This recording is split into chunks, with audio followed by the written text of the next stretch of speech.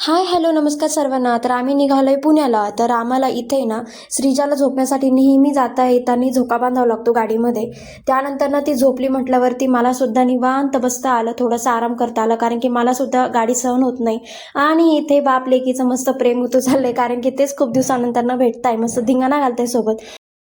आणि थोडंसं पुढे जात नाही तर म्हटलं चला थोडासा नाश्ता करू. तर इथं झकास म्हणून थोडंसं पुढे रेस्टॉरंट आहे, तर तिथे थोडा वेळ थांबलो नाश्ता करण्यासाठी.